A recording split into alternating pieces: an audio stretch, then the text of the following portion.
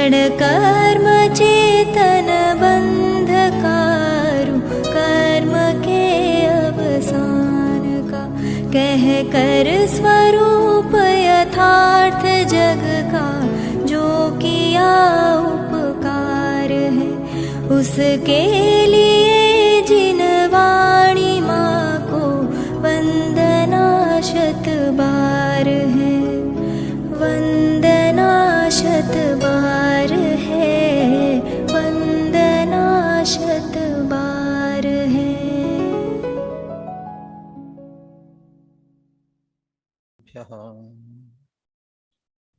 नमो अरहन्तां नमो सिद्धाणं नमो आयर्याणं नमो वज्झायाणं नमो लोये सव्वसाहुणं।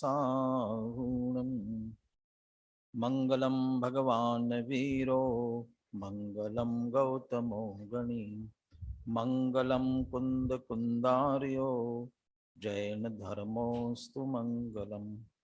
सर्वमंगल मांगल्यम सर्वकल्याणकारकम प्रधानम सर्वधर्माणां जैनम जयतु शासनम। वंदितु सौवसिद्धे ध्रुवमचलमणोवमं गदिं पत्ते वोच्छामि समय पाहुड मिनमो सुद केवली भणिदम्। नमः समय साराय स्वानुभूत्या चकासते चित्स्वभावाय भावाय सर्वभावान्तराच्छुते। अनन्तधर्मणस्तत्त्वं पश्यन्ति प्रत्यगात्मनः अनेकान्तमयी मूर्ति नित्यमेव प्रकाशताम्। आचार्य कुंद कुंद देव विरचित समय सार परमागम आचार्य अमृत चंद्र कृत इसकी आत्मख्याति टीका बंध अधिकार की चर्चा पर ने प्रारंभ की है। अधिकार का प्रारंभ करते हुए अमृत चंद्र आचार्य बंध का अभाव करने वाले सम्यक ज्ञान की महिमा करते हैं। अब कुंद कुंद आचार्य 5 गाथाओं में दृष्टांत सहित बंध का वास्तविक कारण क्या है ये स्पष्ट करते हैं। जो दृष्टांत दिया है वो एक तरह से सांग रूपक है। कुंद कुंद आचार्य ने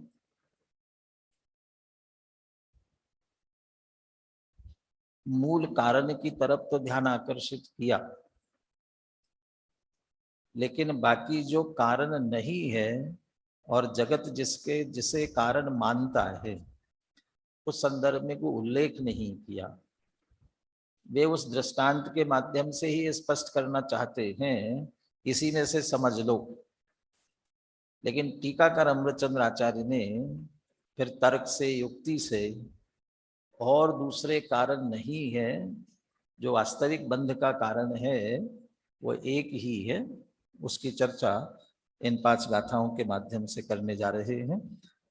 गाथाएं तो सरल है लेकिन टीका मार्मिक है, तार्किक है, और उसी आधार से बनारसी दास जी ने पहले कलश लिखा अमृतचंद्र आचार्य ने, और उसका जो भावानुवाद लिखा बनारसी दास जी ने वो भी बहुत मार्मिक है। अनेकों बार सुना होगा, छंद आपके सामने आएगा तब आपको ख्याल में भी आएगा कि हाँ ये छंद सुना हुआ है। गाथाएं प्रारंभ करते हैं। जहनाम को विपुरिसो नेह भक्तो दुरेणु बहुलम्मी ठाणम मिठांगी दूणय करे दिसत्ते हिवायाम छिंददि भिंददि यतः ताली तलकयलि वंश पिंडियो सच्चित्ता चित्ताणं करेदिदव्वाणमुवघादम् उवघादं कुवन्तस् तस्सणाणाविहेहि करणे निश्चयदो चिन्ते जहु किं पच्चय गोदुरे बंधो जो सो दुणेह भावो तम्मि नरे तेण तस्सरय बंधो निश्चय दो विर्णेयम् णकाय चेठाहि से साई एवं मेच्छा दिट्ठि वट्टन्तो बहुविहासु चिट्ठासु रागादिवोगे कुवन्तो लिप्पदीरेण। चार गाथाओं में दृष्टांत हैं, चार गाथाओं में, और सिद्धांत की मात्र एक गाथा। एक गाथा में सिद्धांत बता रहे हैं। जहनाम को विपुरिसो, ये भी कुंद कुंद आचार्य की दृष्टांत देने की शैली है। कुंद कुंद आचार्य दृष्टांत इसी रूप में देते हैं, अनेकों बार आप देखते हैं। और कथा कहानी कहने की भी एक जो शैली होती है, अंग्रेजी में जैसे वंस अपॉन अ टाइम कहा जाता है, आपके संस्कृत में, हिंदी में भी एक बार की बात है। कोई भी कहानी प्रारंभ करो तो एक बार की बात है, ऐसे एक सामान्य बात कहना चाहते, कोई विशिष्ट व्यक्ति विशिष्ट घटना की बात नहीं है। अधिकतर अमृतचंद्र आचार्य भी ऐसा ही करते हैं, ये भी सामान्य दृष्टांत देते हैं। परंतु जैसे नाचार्य कदाचित कोई विशिष्ट पुराण पुरुष प्रथमान योग की घटना उनका उल्लेख करते हुए अनेकों जगह पांडव आदि की चर्चा की है, या फिर नाम देंगे, देवदत्त, जिनदत्त, ऐसे नामों का उल्लेख करेंगे। लेकिन अमृतचंद्र आचार्य, कुंद कुंद आचार्य सामान्य बात करते हैं। जहनाम को भी पुरुष हो, जैसे कोई पुरुष क्या कर रहा है, नेह भत्तो रेणु बहुलम्बी ठानम्बी ठाई दूण करेदि सत्थे ही व्यायामम। एक एक शब्द की विशेषता है। सामान्य दृष्टांत में तो ऐसा कहेंगे तो ऐसा लगेगा ठीक है, परंतु अमृतचंद्र आचार्य एक एक शब्द में से एक एक बात निकालेंगे, तर्क करेंगे उसमें से। पहली बात, कोई पुरुष कैसा, नेह भत्तो, नेह भत्तो माने स्नेहा भक्त, स्नेहाभिक्त, स्नेह माने प्रेम से।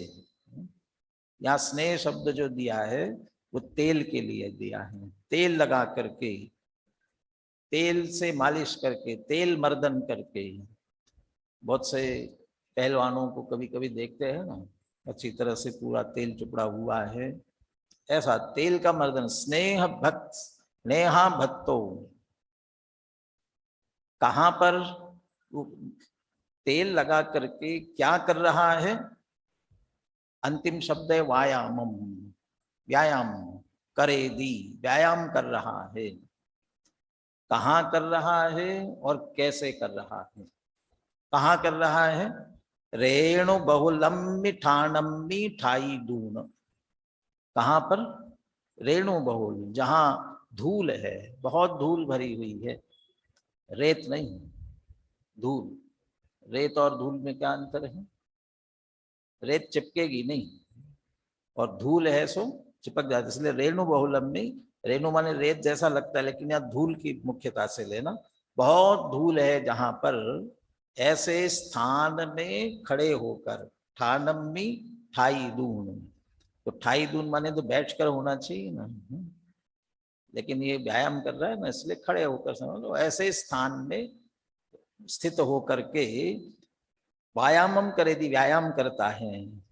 लेकिन कैसे, कैसे व्यायाम कर रहा है, सत्थे हिम, किससे कर रहा है व्यायाम, साधनों से, व्यायाम के साधन नहीं। कोई डंबल उठा करके कर रहा है, कोई वेट लिफ्टिंग कर रहा है, वो वैसे उन साधनों की बात नहीं कर रहे। सत्य ही माने शस्त्रों से, शस्त्रों के द्वारा व्यायाम कर रहा है। शस्त्रों से कोई व्यायाम करता है ना, वो व्यायाम का मतलब है अभ्यास कर रहा है, शस्त्र चलाने का अभ्यास कर रहा है।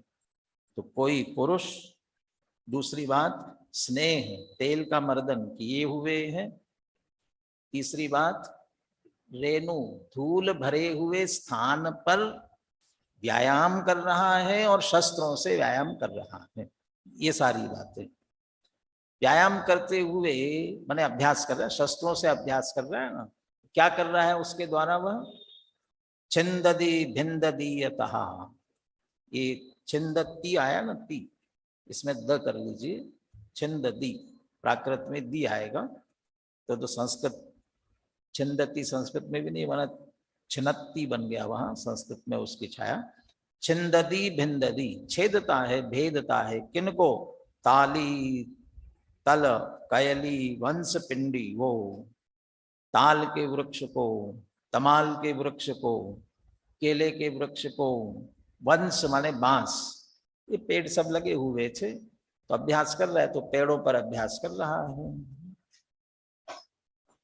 लक्ष्मण को भी वो चंद्रहास खड़ग दिखा ना, वो शंभु कुमार तो वहां बैठ करके वो कर रहा था, और वो इनके भाग्य से इनको मिला और उन्होंने कहा ये बढ़िया शस्त्र है, चला करके देखते हैं। तो बांस के पेड़ों के बीच में बैठ करके कर रहा था और वो चला दिया, बांस के पेड़ के साथ बेचारा वो भी चला गया। तो ये शस्त्रों से व्यायाम करते हुए छिंददी भिंददी, ताल का वृक्ष, तमाल का वृक्ष क्या होते हैं? ताल वृक्ष, तमाल वृक्ष। अब गांव के लोग तो शायद जानते होंगे। ताल वृक्ष के अभी भी बुंदेलखंड वगैरह में आते हैं, उसमें से फल निकलते हुए नारियल जैसा बड़ा पेड़ होता है। अब तमाल होता है, कोई तमाल पुष्प की बात आती है, इसके लाल फूल होते हैं। तो ये कुछ नहीं मालूम हो तो वृक्ष विशेषा, ऐसे विशिष्ट नाम के वृक्ष। केले के तो जानते ही हूँ, और वंश माने बांस के, और इन सब पिंडियों से क्या, ऐसे सारे वृक्ष, अशोक आदि के जितने और वृक्ष है, उन वृक्षों को छेदता है, भेदता है, और उनको छेदते भेदते हुए सचित्त अचित्ताणाम करेदि दव्वाणम उवघादम, सचित्त अचित्त दव्वाणम उवघादम करेगी, सचित्त अचित्त द्रव्यों का उपघात करता है, नाश करता है। वो बांस के जो पेड़ हो सकते हैं, हरे भरे भी हो, सूख गए हों, अचित्त भी हो सकते हैं, तो सचित्त अचित्त द्रव्यों का वो माने घात करता है। ये तीसरी बात है, माने तीसरी क्या, चौथी पांचवी कौन सी हो गई? सचित्त अचित्त द्रव्यों का उपघात करता है। तेल का मर्दन करके धूल भरे हुए स्थान पर शस्त्रों के द्वारा व्यायाम करते हुए, अभ्यास करते हुए सचित्त अचित्त द्रव्यों का उपघात करता है, नाश करता है, उन्हें नष्ट करता है। अब कहते हैं ऐसा करते हुए उसके शरीर पर धूल चिपक रही है। उपघातम कुवंतस्स तस्स, ऐसे उपघात करते हुए उस पुरुष के, ये सारी परिस्थिति ध्यान में रखना, ये सारे बहुत सारे कारण उसके बन रहे हैं। ऐसे उन सबके साथ उपघात करते हुए उस पुरुष के नाना वे ही करने ही, कैसे उपघात कर रहा है? वो अनेक प्रकार के साधनों से, वो शस्त्रों से, इनसे सबसे वह उपघात कर रहा है। निश्चय दो चिंते जहु किम पच्चय गोदुरय बंधो, निश्चय दो चिंतेज, फिर निश्चय से विचार करो। तो ये क्या व्यायाम कर रहा है व्यक्ति, उसे धूल लगी कि नहीं लगी, इसमें भी निश्चय व्यवहार लगता है क्या? इसमें भी निश्चय व्यवहार लगता है क्या? क्यों नहीं लगता? जब घड़े पर लग सकता है, घी का घड़ा कि मिट्टी का घड़ा, तो इसमें क्यों नहीं लग सकता है? दृष्टांत के रूप में तो दे ही सकते हैं। निश्चय व्यवहार तो अध्यात्म के नए हैं, आत्मा की मुख्यता से ही लगते हैं। यहाँ निश्चय का अर्थ यदि नए नहीं लगाना हो, वास्तव में विचार करो, चिंतेज, चिंतन करो, वास्तव में सोचो। क्या सोचो? किम पच्चय गोदुरय बंधो, उस पुरुष को धूल चिपक रही है, रय बंध, शरीर पर जो धूल चिपक रही है, किम पच्चय गो, किस प्रत्यय से, किस कारण से, माने उसके धूल चिपकने का कारण क्या है, इस बात पर वास्तव में विचार करो। वास्तव में कारण क्या है, इस पर विचार करो। वो कहेगा अरे वो तो नाच रहा है, कूद रहा है, खेल रहा है, इतना उद्यम करेगा तो धूल तो लगेगी लगेगी। ये बहुत सारी बातों की तरफ ध्यान जाएगा, चले इस पर, लेकिन वास्तविक कारण क्या है, वास्तविक कारण पर विचार करो। क्या निकलेगा?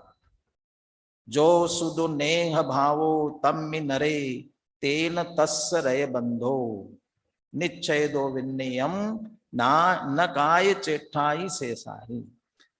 जो सुदो नेह भावो तम्मि नरे, जो नरे उस पुरुष में, उस व्यक्ति में, नेह भावो जो तेल लगा हुआ है, तेल का सद्भाव है, तेल का मर्दन किया हुआ है, तेन तस्य रय बंधो, पर उसके कारण से ही उसके धूल का चिपकना हो रहा है। तेन उसी से उसका रय बंधो निच्छेदो विन्नयम, बस वास्तव में यही जानना चाहिए, यही बात ख्याल में आती है, आना चाहिए। न काय चेष्टा ही शेषाही, और बाकी की जो काय चेष्टा है ना उनसे नहीं है। और काय चेष्टाहीन शेषाहीन, काय चेष्टा से भी नहीं और शेषाही कह करके अन्य कारणों से भी नहीं। अन्य कारणों से का मतलब वो धूल भरे स्थान पर है इसलिए, शस्त्र है उसके हाथ में इसलिए, वो बहुत सारे पेड़ों को काट रहा है इसलिए, चेतन अचेतन द्रव्यों का घात कर रहा है इसलिए, कोई दूसरे कारणों से नहीं। किसके कारण से? वास्तव में नेह भाव, जो तेल मर्दन है, बस उसके कारण से ही धूल चिपक रही है, उसके अलावा और कोई कारण नहीं है। ये यहां बंध के कारण की बात की ना, अगली गाथा में इससे उल्टा, बंद नहीं हो रहा है जिन्हें, जिन्हें बंद नहीं हो रहा है उनके लिए भी पूरा का पूरा दृष्टांत फिर से दोहराया। वहां भी विचार करो, बंद हो रहा है, बंद नहीं, नहीं होने वाली बात लेंगे।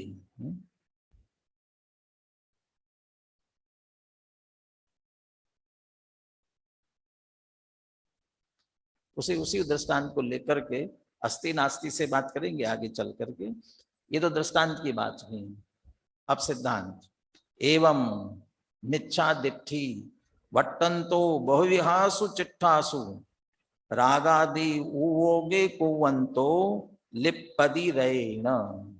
इसी तरह से मिथ्या दृष्टि बहुत सारी चेष्टाओं में वर्तते हुए, बहुत सारी चेष्टाएं करते हुए, विषय कषाय के परिणाम करते हुए, आरंभ करते हुए, पाप करते हुए, वो जितने भी पाप बंध के कारण 108 प्रकार के, वो सब करते हुए मन वचन काय से, कृतकारित अनुमोदना से, क्रोधमान माया लोभ से, वो सभी, वो सब करते हुए, बहुविहासु चिट्ठासु, ये सब कर रहा है, 5 इंद्रिय के विषय भोग रहा है, हिंसा आदि पाप कर रहा है, क्रोध आदि कषाय कर रहा है, ये सब करते हुए उसे जो कर्मों का बंध होता है उसका कारण क्या है?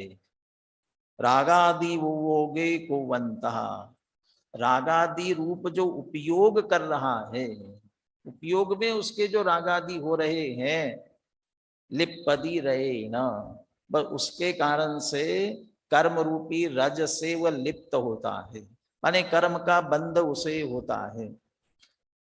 तो ये तो बात आ गई ना कि वह हिंसा आदि पाप करते हुए, क्रोध आदि कषाय करते हुए, 5 इंद्रिय विषयों को भोगते हुए, वो फिर ऊपर वही बात कर रहे हैं उदाहरण में जैसा कहा, ये सब होते हुए विचार करो असली उस पुरुष के धूल लगने का कारण, असली कारण क्या है? वो नेह भाव।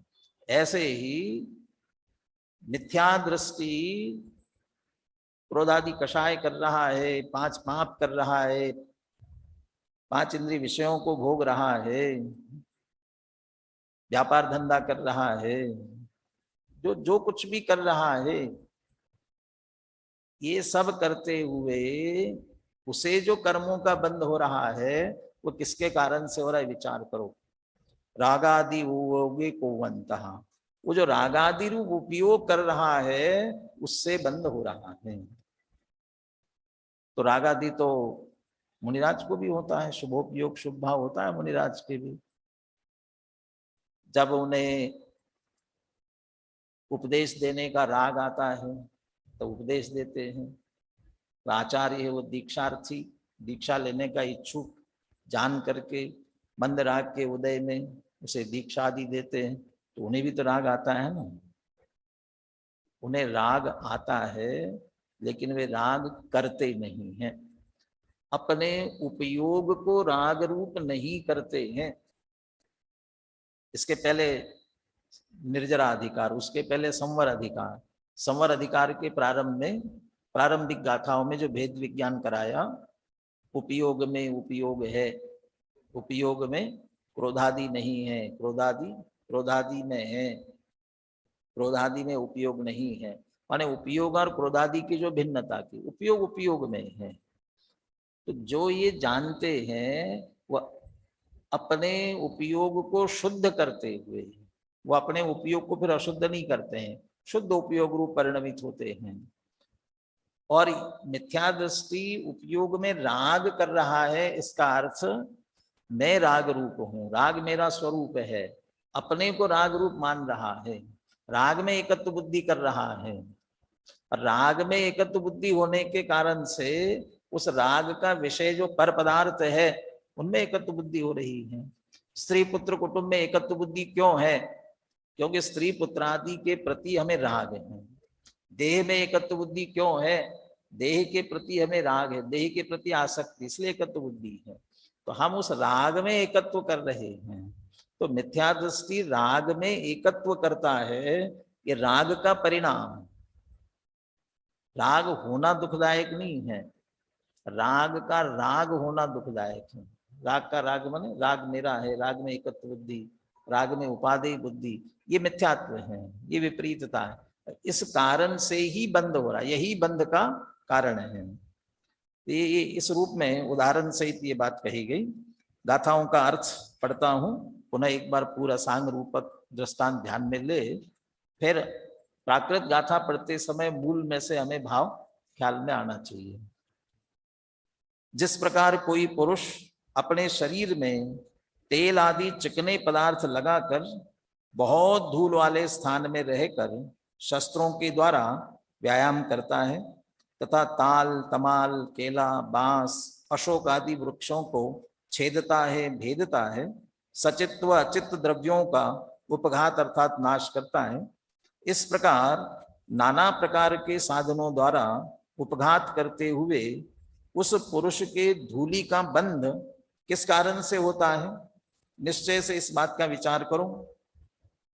उस पुरुष के जो तेलादि की चिकनाहट है उससे ही उसे धूलि का बंध होता है, शेष शारीरिक चेष्टाओं से नहीं, ऐसा निश्चय से जानना चाहिए।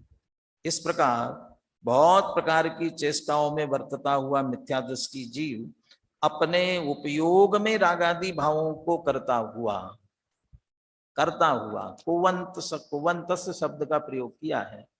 होना और करना, राग होता हुआ नहीं कह रहे हैं, ज्ञानी को भी रागादि होते हैं, लेकिन वे रागादि मैं हूं ऐसा उन्होंने अपने रूप से नहीं करते। तो उपयोग में रागादि भावों को करता हुआ कर्म रूपी रज से लिप्त होता है, बंधता है। बोले गाथाएं पद्यानुवाद के साथ में बोलिए। जहणाम को विपुरिसो नेह तो दुरेणु बहुमल्पी ठाणं मिठाई दूणय करे दिसद्धेहि वायामम् छिन्दति भिन्दति यतः ताली तलकयलिवंशपिण्डीयो सच्चित्ताचित्ताणम् करेदिदह्वाणमुवघादम् उवघादं कुर्वन्तस्य तस्य नानाविहेः करणैः निच्छयदोचिन्ते जहु किं पच्चय गोदुरय बन्धो जो सो दुणेह भावो तं हिणरे तेण तस्सरय बन्धो निच्छयदो विण्णेयं णकाय चेट्ठाहि से साहिम् एवं मिच्छादिट्ठी वट्टन्तो बहुविहासु चिट्टासु रागादि उभोगे कुर्वन्तो लिप्पदीरेण जोक्तेल मर्दन कर पुरुष रेणु बहुल स्थान में व्यायाम करता शस्त्र से बहुविध बहुत उत्साह से तरुताड़ कदली बांस आदिक वनस्पति छेदन करे सचेत और अचेत द्रव्यों का बहुत भेद बहुविध बहुत उपकरण से उपघात करते पुरुष को परमार्थ से चिंतन करो रजबंध किस कारण हुआ चिकनाई ही रजबंध का कारण कहा जिन राज ने पर काय चेष्टा दिक नहीं यह जान लो परमार्थ से बहुभांति चेष्टारत तथा रागादि को करते हुए सब कर्म रज से लिप्त होते हैं जगत में अज्ञ जन। टीका में अमृतचंद्राचार्य इसी बात को और अधिक तर्क युक्ति सहित स्पष्ट करते हैं। कुंद आचार्य ने 4 गाथाओं में दृष्टांत दिया और एक गाथा में सिद्धांत लिया। पंक्तियां मिलाई जाए तो 4 गाथाओं की 8 पंक्तियां और सिद्धांत के लिए 2 पंक्तियां, लेकिन अमृतचंद्र आचार्य ने ऐसा नहीं किया। उन्होंने बराबरी रखा, दृष्टांत और सिद्धांत को बराबर रखा और वे सांग रूपक घटित कर रहे ना, तो दृष्टांत की एक एक पहलू को सिद्धांत पर वो क्रम से घटित करते हुए चलेंगे। दूसरा, कुछ विशिष्ट शब्दों का प्रयोग करेंगे। देखिए, सबसे पहले वाक्य में ही क्या विशिष्ट अलग क्या शब्द का प्रयोग किया, आप भी ध्यान दें। इह खलु यथा कश्चित् पुरुषः स्नेहाभ्यक्तः स्वभावतः रजो बहुलायां भूमौ स्थितः शस्त्र व्यायाम कर्म कुर्वाणः अनेक प्रकार करणैः सचित्ता चित्त वस्तूनि निघ्नन् रजसा बध्यते। सारी बात कह दी, पूरा दृष्टांत जो पूरा सांग रूपक है ना, जितना कहना चाहते हैं वो पूरी बात कह दी। कहां तक बात आ गई मालूम है? 3 गाथाओं की चर्चा आ गई। रय बंधो, बंध से बंधन को प्राप्त होता है, वो पूरी बात 239, 37, 38, 39 तीनों गाथाओं की संक्षेप चर्चा पूरी कर दी। एक शब्द विशिष्ट डाला है, ध्यान गया? कौन सा? कौन सा शब्द आया किसी को ख्याल में? हाँ जी, हाँ जी। नहीं, तेल की मालिश स्नेहाभ्यक्ता तो है ही वो, लेकिन गाथाओं से संस्कृत टीका करते समय एक विशेष शब्द और डाला, कौन सा? हाँ जी, स्वभावतः।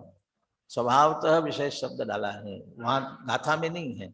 गाथा में रेणु बहुलम ठाणम में, बस रेणु बहुल स्थान में, लेकिन टीका में कह रही है स्वभावत एव रजो बहुलायाम भूमौ स्थिता, स्वभाव से ही। माने धूल भरा हुआ जो स्थान है ना, वो स्वाभाविक है। ऐसा नहीं कि धूल इकट्ठी की गई है और इकट्ठी करके फिर वहां जाकर के वह अभ्यास कर रहा है, ऐसा नहीं है। जैसे अखाड़ा बनाते हैं ना कुश्ती लड़ने वाले, तो वह उसके लिए अखाड़ा वो तैयार किया जाता है, वो मिट्टी इकट्ठी करके, और अकेला मिट्टी इकट्ठी नहीं करके उसमें बहुत दूध डालते हैं, घी डालते हैं, बहुत चिकना करते हैं उसे। ये तैयार किया गया है, प्राकृतिक नहीं है, वो कृत्रिम है। लेकिन यहाँ करके स्वभाव थे, तो इसमें क्या बात है? इसमें स्वभाव तो जोड़ा तो क्या विशेष बात हुई? क्योंकि सिद्धांत पर भी घटित करना है। अब वो स्वभाव तो शब्द सिद्धांत पे क्या क्या विशेष बात बताएगा, वहां और बात ख्याल में आ जाएगी। यह खलु यथा कश्चित पुरुषः, जैसे कोई पुरुष स्नेहाभ्यक्त, तेल मर्दन करते स्नेह से अभ्यक्त होकर के, तेल से चुपड़ करके बिल्कुल पूरा, स्वभावत एव रजु बहुलायाम भूमौ स्थिताः, स्वाभाविक रूप से जहां बहुत धूल थी ऐसे स्थान पर स्थित होकर के, खड़े होकर के, शस्त्र व्यायाम कर्म कुर्वाणः, शस्त्रों का अभ्यास करते हुए, अनेक प्रकार करने ही, वो अनेक साधन थे उसके पास में, भाला था और क्या होता है, तलवार थी, और भी जो साधन लड़ाई के हो सकते हैं, अनेक प्रकार करने ही, सचित्ताचित्त वस्तुनि निगणन, सचित अचित वस्तुओं का घात करते हुए, रजसा बध्यते, धूल उससे चिपक जाती है, धूल उसके ऊपर चिपक जाती है। ये पूरा दृष्टांत स्पष्ट कर दिया। अब क्या बात करते देखिए, तस्य कतमो बंध हेतु, उसे बंध माने धूल चिपक रही है, उस धूल चिपकने का हेतु कारण क्या? क्या शब्द प्रयोग किया? कतमो बंध हेतु। कतमो माने क्या बंध का कारण है? तो ये कह सकते थे ना, कहा बंध हेतु, ये भी तो कह सकते थे। कहा बंध हेतु, कौन बंध हेतु, इतना तो कतमहा क्यों लिखा? कतरहा बंध हेतु हूं, कतरहा बंध हेतु हूं, ऐसा भी नहीं लिखा, कतमहा बंध हेतु लिखा। कहा बंध हेतु कब लिखते, कतरहा कब लिखते और कतमहा कब लिखते? यदि एक ही कारण की बात होती, एक में से ही छांटना होता, तो क्या बंध का कारण है ये पूछते। दो में से पूछते तो कतरहा, और बहुत सारे हैं। कौन कौन कारण है?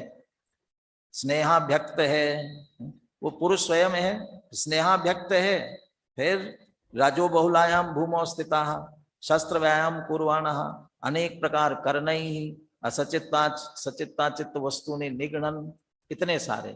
इनमें से कौन सा कारण? तो बहुत सारे हुए ना, इसलिए ये इसमें से क्या बंध का, इनमें से क्या बंध का कारण है बताओ, प्रश्न चिन्ह है। अब निषेधात्मक बात करते हुए असली बात पर आएंगे। न तावत स्वभावत एव रजो बहुला भूमि ही, कहते वो धूल चिपकने का कारण स्वाभाविक रूप से धूल से भरी हुई जो जगह है, स्थान है, वो तो धूल चिपकने का कारण नहीं हो सकता। कह सकते ना बहुत धूल थी इसलिए चिपक गई, कहते नहीं, वह तो कारण नहीं हो। न तावत, इसमें से ये तो कारण नहीं हो सकता है। रजो बहुला भूमि ही, बहुत सी धूल भरी हुई भूमि, ये तो धूल चिपकने का कारण नहीं हो सकती। क्यों नहीं हो सकती?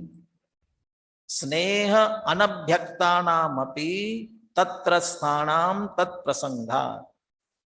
स्नेह अनभ्यक्तानाम, कोई यदि तेल का मर्दन न किए हुए वह धूल भरे हुए स्थान पर खड़ा होता तो उसे भी धूल चिपकनी चाहिए थी, लेकिन यदि तेल का मर्दन नहीं किया हो तो भले ही वह धूल के बीच में खड़ा हो तो उसे धूल चिपकती नहीं है।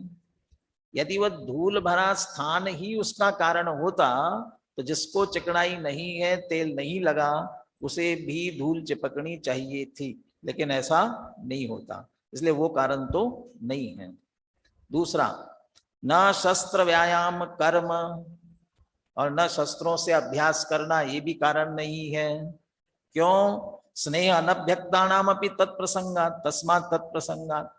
बिना तेल लगाए जो व्यायाम कर रहा होगा उसे भी चिपकना चाहिए, लेकिन उसे नहीं चिपकती। दूसरी बात। तीसरी, न अनेक प्रकार करणानी, तो अनेक साधनों से कर रहा है, वे साधन, उन साधनों से धूल चिपक रही होगी, तो उसको भी वही कारण देते हैं। स्नेह अनभ्यक्ता नाम अपनी तय ही तत्प्रसंगात, तो फिर जिसने धूल नहीं, जिसने तेल मर्दन नहीं किया, ऐसा जो व्यक्ति अनेक शस्त्रों से व्यायाम कर रहा होगा तो अनेक शस्त्रों का प्रयोग करना उसके धूल चिपकने में कारण बनना चाहिए, लेकिन उसे तो धूल चिपकती नहीं है। चौथा, न सचित्ता चित्त वस्तु उपघाता, और सचित अचित वस्तुओं को नष्ट कर रहा है, ये भी कारण नहीं है। क्यों? स्नेह अनभ्यक्ता नाम अपनी तस्मिन् तत्प्रसंगात, तेल नहीं लगाया हुआ यदि सचित अचित वस्तुओं का घात करता है उसे भी धूल चिपकना चाहिए, लेकिन इन चारों कारणों में तेल न लगाते हुए जो कर रहा है उसे धूल चिपकती नहीं है, इसलिए कह रहे इनको तो हम कारण नहीं कह सकते। फिर ततः न्याय बलेन एव एतद् आयातम यत् तस्मिन् पुरुषे स्नेहाभ्यंग करणम सबंध हेतु, इसलिए न्याय से बात सिद्ध हो गई, तर्क से बात सिद्ध हो गई। ये तो बच्चों को भी ख्याल में आएगा, जिसको नहीं हो रहा है, ये सब करते हुए भी नहीं हो रहा है, तेल लगे हुए को हो रहा है, तो क्या कारण होगा? तो तेल लगा हुआ कारण है। ततः न्याय बलेन एव एतद् आयातम, इसलिए न्याय से माने तर्क से, युक्ति से, उससे ही ये बात सहज सिद्ध हो गई, आ गई माने सिद्ध हो गई, ख्याल में आ गई, प्रसिद्ध हो गई। यत क्या सिद्ध हो गई? तस्मिन् पुरुषे, उस पुरुष में स्नेहाभ्यंग करणम, पूरे अभ्यंग करण माने पूरे शरीर में जो तेल लगा हुआ है, सबंध हेतु, वही एकमात्र धूल चिपकने का कारण है, इसके अलावा कोई दूसरा कारण नहीं है। अभी ये इतने तर्क युक्तियां, इसमें क्या इतना तर्क देने की बात थी कि दृष्टांत में इतनी कसरत नहीं करेंगे तो सिद्धांत में बात समझ में नहीं आएगी ना। अब उस बात को पूरे सिद्धांत पर उसी तरीके से घटित करते हैं। एवं मिथ्या दृष्टि ही आत्मनि रागादीन पूर्वाण स्वभावतः एव कर्म योग्य पुद्गल बहुले लोके काय वांगमन कर्म पूर्वाण अनेक प्रकार करणे ही सचित्ताचित वस्तूनि निगणन कर्म रजसा बध्यते तस्य कतमो बंध हेतु। अब वहां वो पहले से ही कहते हैं कश्चित पुरुषः, दृष्टांत में कौन था? कोई पुरुष, लेकिन सिद्धांत में कौन ले रहे हैं? मिथ्या दृष्टि। वो मिथ्या दृष्टि, वो जो कोई पुरुष था ना, कैसा पुरुष था? क्या कर रखा था उसने? स्नेहाभ्यक्त, तेल का मर्दन किया हुआ था। और ये जो मिथ्या दृष्टि पुरुष, पुरुष माने आत्मा, ये मिथ्या दृष्टि इसने क्या किया है? कैसा मिथ्या दृष्टि? आत्मनि रागादीन कुर्वाण, आत्मा में रागादि करते हुए। तो आत्मा में रागादि करते हुए, तो मैंने कहा था मुनिराज की आत्मा में भी रागादि होते हैं ना, और श्रेणी चढ़ते हुए, जो श्रेणी में है, जब तक उपशांत मोह, क्षीण मोह 11वां 12वां 13वां गुणस्थान नहीं आता है ना, तब तक रागांश शेष रहता है, तो तब तक भी राग है ना, तो उनके आत्मा में भी तो राग हो रहा है। राग होने की बात नहीं है, आत्मनि रागादि पूर्वाण, करता हुआ, वे कर नहीं रहे हैं, वो तो कमजोरी, पूर्ण स्थिरता का अभाव उसके कारण से हो रहे हैं, करना नहीं चाहते हैं, वो तो मजबूरी है, वो तो बचना चाहते हैं उससे। दूसरा तीसरा कलश है ना, कौन सा कलश है तीसरा? तीसरा कलश पर परिणति हेतु तो मोह नामनोनुभावा, मैंने वो उससे उससे भी बचना चाहते ना। क्या क्या शब्द है?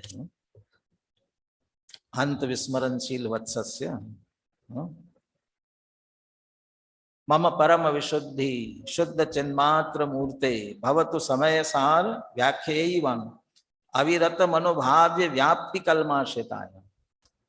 अविरतम अनुभाव्य व्याप्ति कल्माश्रिताय, मेरी परिणति भी मोह के उदय से पर परिणति के कारण से कलुषित हो रही है, और मैं अपनी आत्मा की परम विशुद्धि चाहता हूं।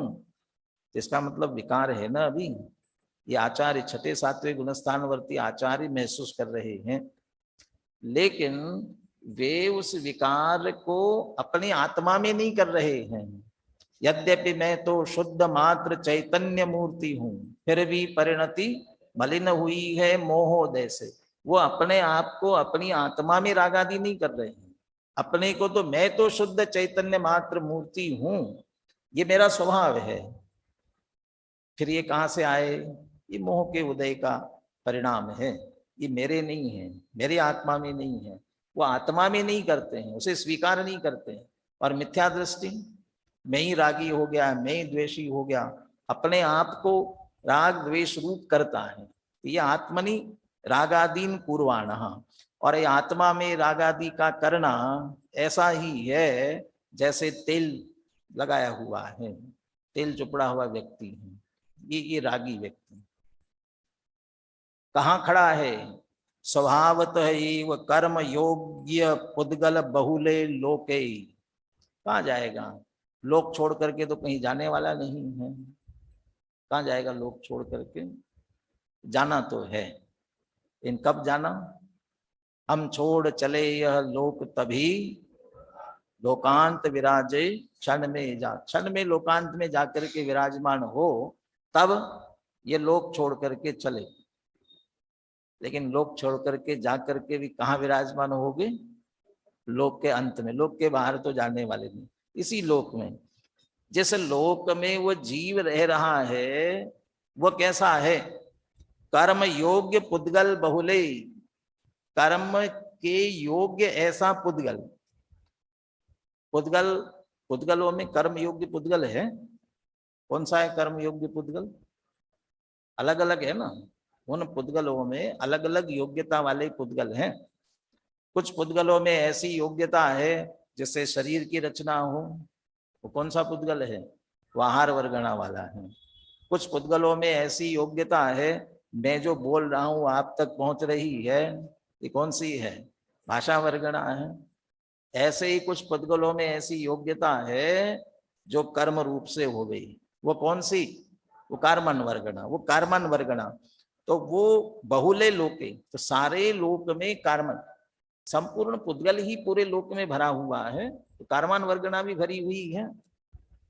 कर्णान योग के ग्रंथों में उदाहरण दिया ना, जैसे काजल की डिब्बी में काजल ठसाठस भरा हुआ है, ऐसे सारे लोक में कार्मन वर्गणा सर्वत्र भरी हुई है।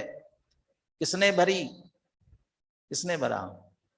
कोई ईश्वर होगा, उसने आकर के भरा होगा। है कोई? किसने किया? किन्हू न कर्योण धरे को षट द्रव्य मई न, किसी ने नहीं किया। तो कहां से आया? स्वभावतः, स्वाभाविक है। षट द्रव्य में लोक है, पुद्गल है, तो उस पुद्गल में कार्मान वर्गणा से भरा हुआ है, ये स्वाभाविक है। किसी ने नहीं किया, इसलिए स्वभावतः शब्द दिया था। ऐसे लोक में क्या कर रहा है? काय वांग मन कर्म पूर्वाण, वह शस्त्रों से व्यायाम कर रहा था ना, ये मन वचन काय की चेष्टा कर रहा है, जिससे कर्मों का आश्रव होता है। कांग वन कर्म योगा स आश्रवा, तो काय वांग मन कर्म पूर्वाण। और ये सब मन वचन काय की चेष्टा किसके द्वारा करता है? अनेक प्रकार करण ही, इंद्रियों के माध्यम से, 5 इंद्रिय और मन के माध्यम से जिसको जो उपलब्ध है, अनेक प्रकार करने ही क्या करता है, सचित ताचित वस्तु ने निघणन, सचित अचित वस्तुओं का घात करते हुए। ये चेतन वस्तु का तो घात करे, हिंसा करे, अचेतन की भी हिंसा होती है, अचेतन का भी घात होता है। वो आटे का मुर्गा मालूम होगा ना, आटे का मुर्गा, तो पाप उतना ही लगेगा ना ऐसे है। तो ऐसे ही लकड़ी का बना हुआ हो, मिट्टी का बना हुआ हो, अरे यहाँ तक कि चित्र में बना हुआ हो, चित्र में कोई बना हुआ पुरुष का चित्र बना है और आप असावधानी से उसे फाड़ते हो, उसके घात का दोष लगता है बराबरी से। अब वो बुद्धिपूर्वक संकल्प पूर्वक करते हो, सावधानी से करते हो, सारी बातें, लेकिन चित्राम की भी उसमें बात आती है, वो अचित्र, उसका भी घात करना। और गुस्सा तो हम कभी भी उस पर भी उतारते ही है ना। गुस्सा आ गया और टेबल पे जोर से मुक्का मारा, मेरे मुक्के से तो नहीं टूटेगा, ये हो सकता है कोई पहलवान हो और तोड़ दे, तो अचित द्रव्य का घात कर दिया ना उसने, क्रोध उतार दिया। ये सचित अचित वस्तुओं का घात करते हुए, और ऐसा करते हुए, अभी तो मिथ्या दृष्टि जीव की बात चल रही है, ऐसा करते हुए कर्म रजसा बध्यते, उसे कर्म का बंध होता है। अब इन सारी परिस्थिति में से अब विचार करना है, क्या विचार करना है, तस्य कतमो बंध हेतु, उस मिथ्या दृष्टि को बंद हो रहा है, किस कारण से हो रहा है, वह कर्म से भरे हुए लोक में है इसलिए बंद हो रहा है, वह मन वचन काय की चेष्टा कर रहा है इसलिए बंद हो रहा है, वह इंद्रियों के माध्यम से ये सारे कार्य कर रहा है इसलिए बंद हो रहा है, सचित अचित वस्तुओं का घात कर रहा है इसलिए कर्म बंद हो रहा है।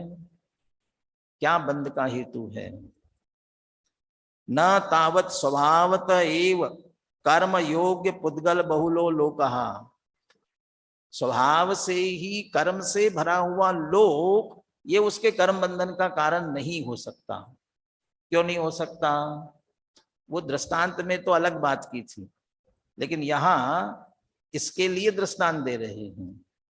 कर्म से भरा हुआ लोक यदि कर्म के बंध का कारण है, तो देखिए बहुत सशक्त तर्क दे रहे हैं, सिद्धानाम अपि तत्र स्थानाम तत्प्रसंगात, तो फिर सिद्ध भगवान को भी कर्म का बंध होना चाहिए। क्यों, तत्र स्थानाम, वे भी उसी लोक में है जो कर्मों से भरा हुआ लोक। हम क्या करें, लोक में कर्म भरे हुए हैं, बिना टिकट यात्रा करते हुए कोई पकड़ा गया, क्या करे, टीटी ने मुझे देख लिया, अरे आज तो बहुत टीटी घूम रहे थे इसलिए पकड़ा गया, तो टीटी थे इसलिए पकड़ा गया, अरे मैं भी तो वहां से निकल गया, मुझे तो नहीं पकड़ा, मुझे नहीं पकड़ा, तुम्हें क्यों पकड़ा, यदि टीटी ही पकड़ते हैं तो सबको पकड़ना चाहिए। तो कर्मों से ही बंधते हैं सिद्धानाम तत्र स्थान, सीधा सिद्ध भगवान को पकड़ा, जिन्हें बिल्कुल बंध नहीं होता। नहीं, वो तो लोकांत में है ना, लोक के अग्रभाग में, अरे है तो लोक में ही, वहां भी पूरी कारमान वर्गणा भरी हुई है, तो वहां क्या काम है, भी पुलिस का काम तो वहां है जो अपराध करने वाले होते हैं, चोर होते हैं, डाकू होते हैं, जहां कोई नहीं हो तो वहां क्या, वहां सिद्ध भगवान है लोक के अग्रभाग में, वहां क्या जरूरत है, तो वहां अकेले सिद्ध भगवान ही है क्या, और कोई नहीं है। और कौन है वहां, निगोदिया जीव सर्वत्र भरे हुए हैं, वो निगोदिया जीव को भी तो प्रति समय बंद हो रहा है, तो वो तो प्रति समय भाव कलंक सुपौरा, भाव कलंक की प्रचुरता वो उस जीव की है, उसे भी तो उसे क्या बंधेगा, तो सर्वत्र भरा हुआ है। इसलिए वहां यदि कर्म बहुल लोक ही कारण हो, सिद्धों को भी होना चाहिए, लेकिन नहीं होता, इसलिए वह कारण नहीं है, लोक कारण नहीं है। दूसरा, न काय वांग मन कर्म, मन वचन काया की क्रिया, मन वचन काय है, अब क्रिया माने ये हमारी क्रिया ही नहीं लेना, जो उसके कारण से होने वाला आत्म प्रदेशों का परिस्पंद, वह भी नहीं है। क्यों? यथा ख्यात संयतानाम अपि तत्प्रसंगात, यथा ख्यात संयमधारी है और उनके मनोवचन काय है, चेष्टा चल रही है। अगला जो इसका 164वें कलश का भावानुवाद बनासदास जी करेंगे ना, उसमें केवली भगवान को ले रहे हैं। इसी में मनवचन काय की चेष्टा से, योग से सीधे केवली भगवान को पकड़ रहे हैं। यथाख्यात संयम वालों को लिया क्योंकि इंद्रियों को और विशेष जोड़ा इसमें, तो ये उनको भी होना चाहिए जबकि उन्हें बंद नहीं होता है। फिर न अनेक प्रकार करणानी, इंद्रियां भी कारण नहीं है। यदि इंद्रियों से हो केवल ज्ञानी नाम अपि तत्प्रसंगात, केवली भगवान की भी तो पांचों इंद्रियां हैं, आंख नाक कान सब है। यदि उन्हीं से होता है तो उन्हें भी बंद होना चाहिए, तो केवली भगवान को भी बंद नहीं होता है। न सचित्ताचित वस्तु उपघातः समिति तत्पराणाम अपि तत्प्रसंगात, सचित अचित पदार्थों का घात होने पर भी उससे बंद होता हो।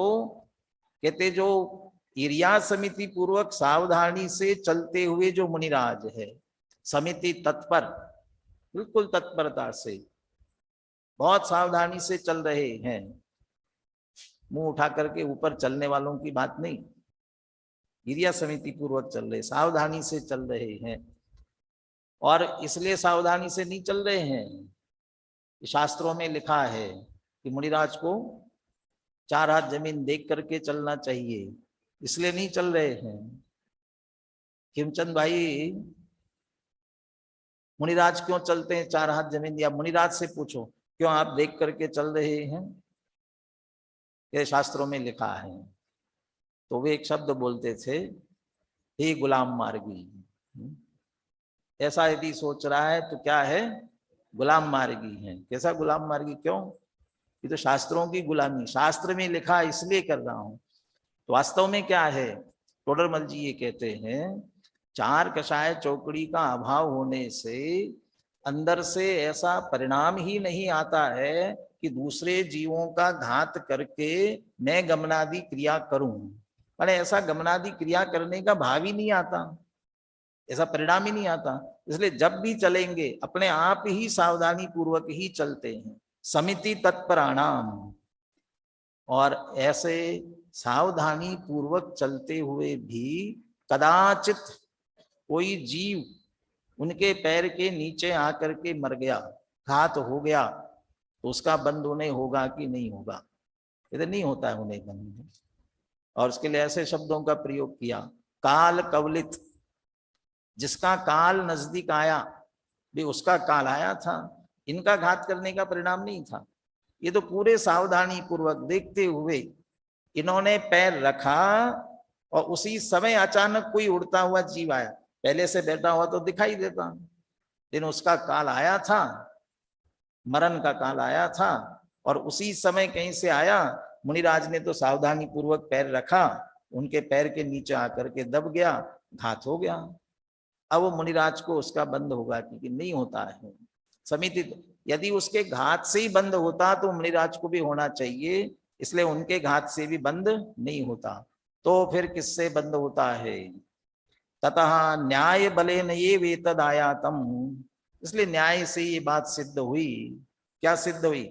यद उपयोगे रागादि करणम सबंध हेतु, उपयोग में रागादि का करना है, यही एकमात्र बंध का कारण है।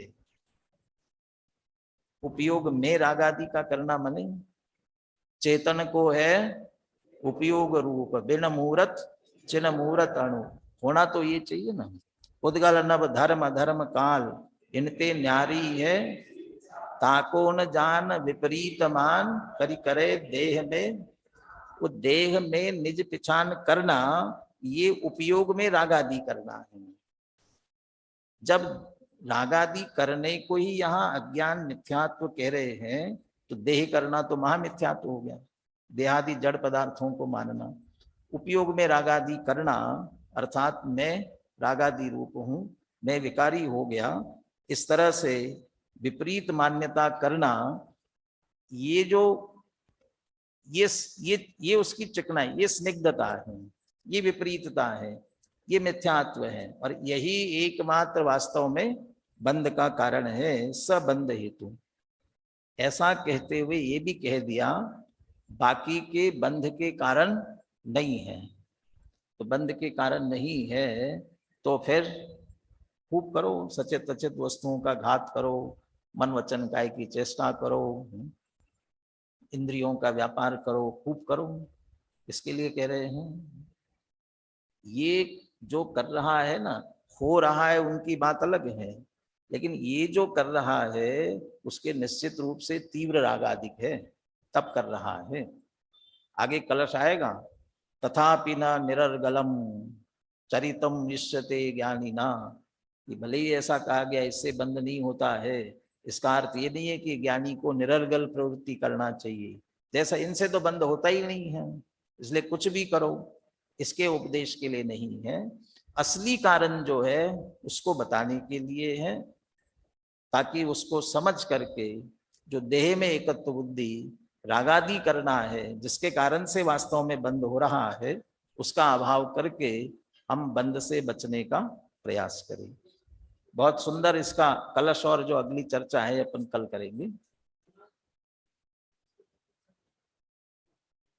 हाँ, इसमें आएगा आगे, ये इसी का कल पढ़ेंगे अपन। पंडित जी आज ही सुना रहे उसको, बहुत सुंदर इसका भावानुवाद जो किया हुआ है।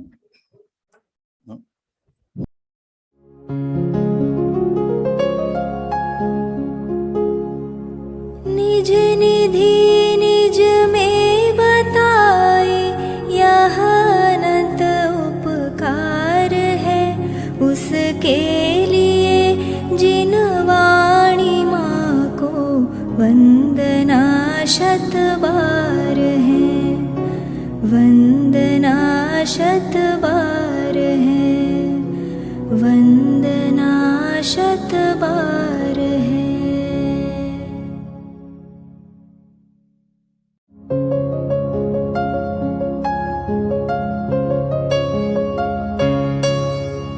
हे जिन वाणी भारती तो ही जपो दिन रैन, जो तेरी शरणा गहे सो पावे सुख चैन।